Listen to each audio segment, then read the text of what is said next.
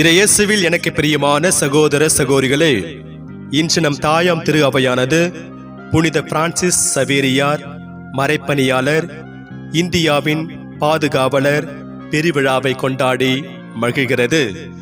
இந்த நாள் உங்களுக்கு இனிய நாளாக அமைய வாழ்த்துகிறேன், ஜெபிக்கின்றேன். இன்றைய இறைவார்த்தை சிந்தனைகளுக்கு நாம் கவனமுடன் செவி கொடுப்போம். முதல் வாசகம் எசாயா நூலிலிருந்து வாசகம். அதிகாரம் 61. இறை வார்த்தைகள் 1-3 முடிய.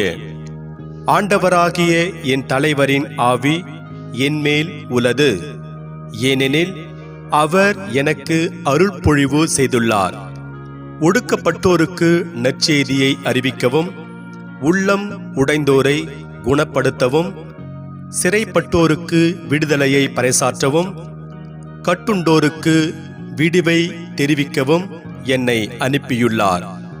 ஆண்டவர் அருள் தரும் ஆண்டினை முழங்கவும், நம் கடவுள் அநீதிக்கு பழிவாங்கும் நாளை அறிவிக்கவும், துயருற்று அழுவோருக்கு ஆறுதல் அளிக்கவும், சீயோனில் அழுவோருக்கு ஆவன செய்யவும், சாம்பலுக்கு பதிலாக அழகு மாலை அணிவிக்கவும், புலம்பலுக்கு பதிலாக மகிழ்ச்சி தைலத்தை வழங்கவும், நலிவுற்ற நெஞ்சத்திற்கு பதிலாக புகழ் என்னும் ஆடையை கொடுக்கவும் என்னை அனுப்பியுள்ளார்.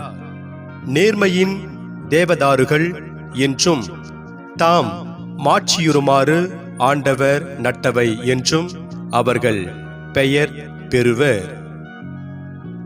ஆண்டவரின் அருள்வாக்கு. இறைவனுக்கு நன்றி. பதிலுரை பாடல் பல்லவி. உலகெங்கும் சென்று படைப்பிற்கெல்லாம் நற்செய்தியை பறைசாற்றுங்கள்.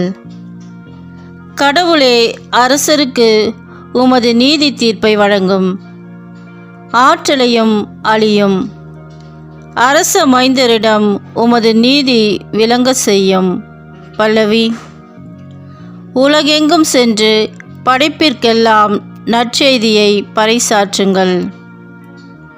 அவர் மக்களை நீதியோடு ஆள்வாராக. உம்முடையவரான எளியோருக்கு நீதி தீர்ப்பு வழங்குவாராக. பல்லவி.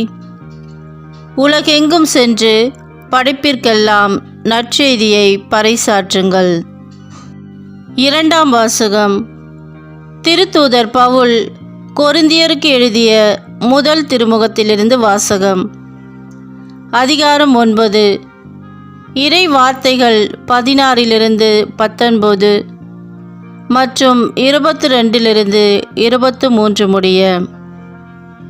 சகோதர சகோதரிகளே, நான் நற்செய்தியை அறிவிக்கிறேன் என்றாலும் அதில் நான் பெருமைப்பட ஒன்றுமில்லை. இதை செய்ய வேண்டிய கட்டாயம் எனக்கு உள்ளது. நற்செய்தியை அறிவிக்காவிடில் ஐயோ எனக்கு கேடு. இதை நானாக விரும்பி செய்தால் எனக்கு கைமாறு உண்டு. நானாக விரும்பாவிட்டாலும் இது என்னிடம் ஒப்படைக்கப்பட்டுள்ள பொறுப்பாக இருக்கிறது. அப்படியானால் எனக்கு கைமாறு என்ன? உங்களுக்கு எச்செலவுமின்றி நற்செய்தியை அறிவிப்பதில் உள்ள மன நிறைவே அக்கைமாறு. நான் நற்செய்தி அறிவிப்போருக்குரிய உரிமையை கொஞ்சம் கூட பயன்படுத்தி கொள்ளவில்லை. நான் யாருக்கும் அடிமையாய் இல்லாதிருந்தும் பலரை கிறிஸ்துவிடம் கொண்டு வர என்னை எல்லாருக்கும் அடிமையாக்கி கொண்டேன். வலுவற்றவர்களை கிறிஸ்துவிடம் கொண்டு வர வலுவற்றவர்களுக்கு வலுவற்றவன் ஆனேன்.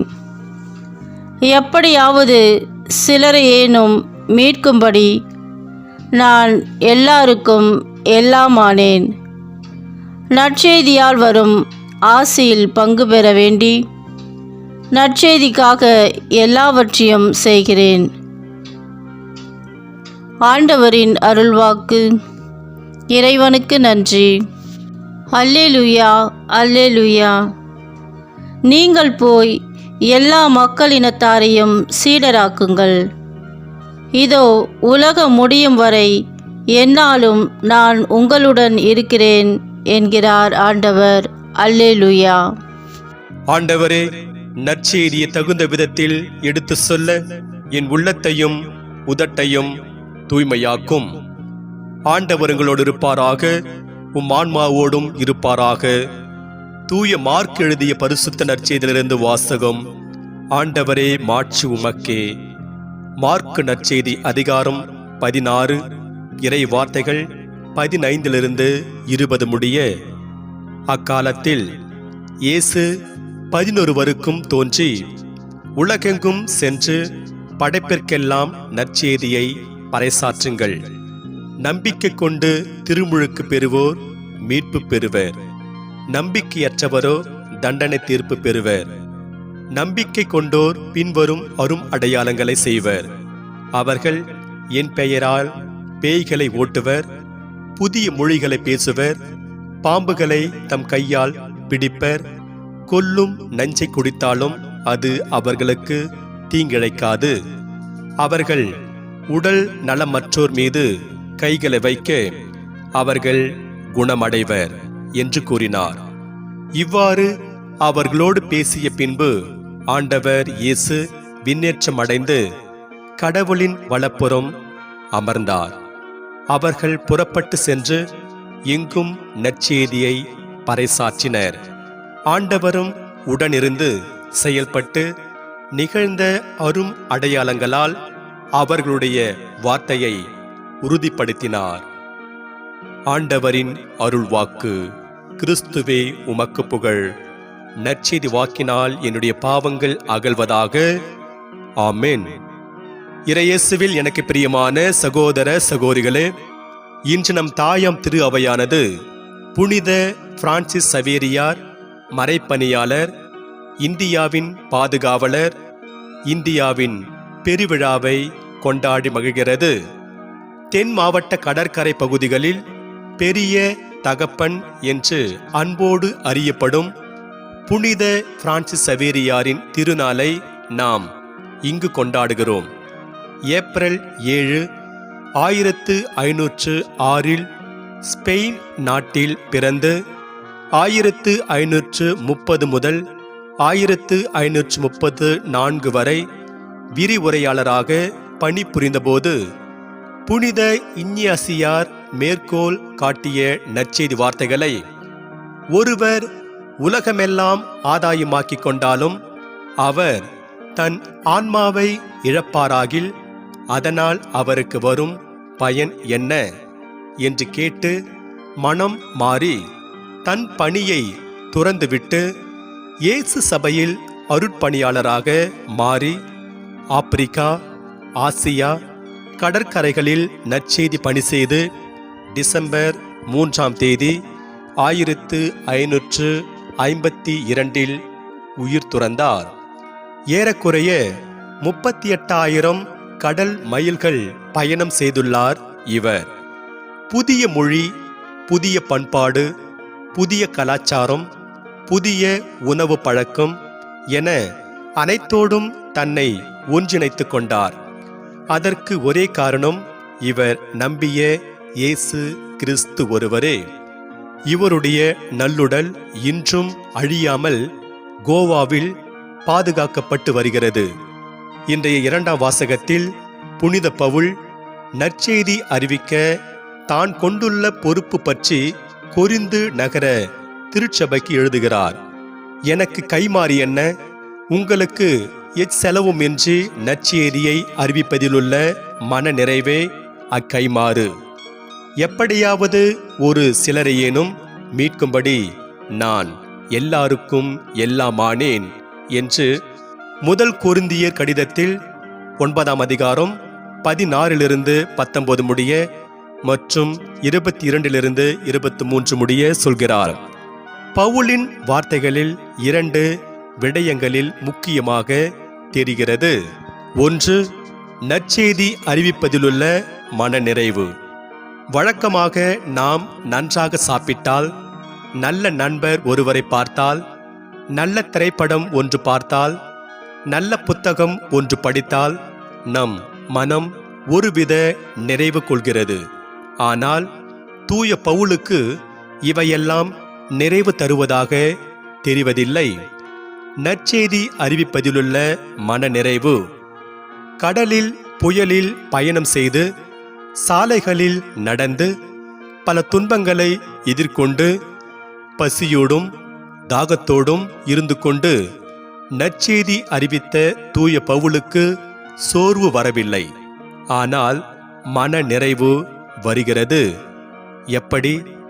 நற்செய்தி அறிவிக்கப்பட்டவுடன் அது அதை கேட்பவரின் மனதில் மாற்றத்தை கொண்டு வருகிறது.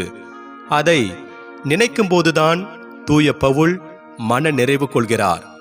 ஒரு தாய் போல தான் பசியாக இருந்தாலும் தன் குழந்தைக்கு உணவு கொடுத்தவுடன் அதன் முகத்தில் தெரியும் புன்முறுவல் தாய்க்கு நிறைவு தருகிறது.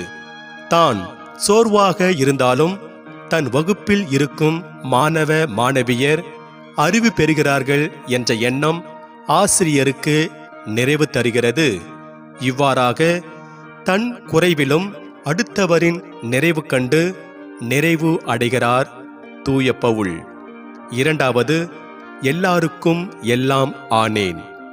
நான் என் வாழ்வில் இப்படித்தான் இருப்பேன் என்று தனக்கென கொள்கை வரைவுகளையும் வரையறைகளையும் வைத்துக்கொண்டு வாழ்ந்து வலம் வந்த புனித பவுல் ஒரு கட்டத்தில் கிறிஸ்துவை அறிவிக்க அவை தடையாக இருக்க கண்டு எல்லாருக்கும் எல்லாம் ஆக துணிகிறார்.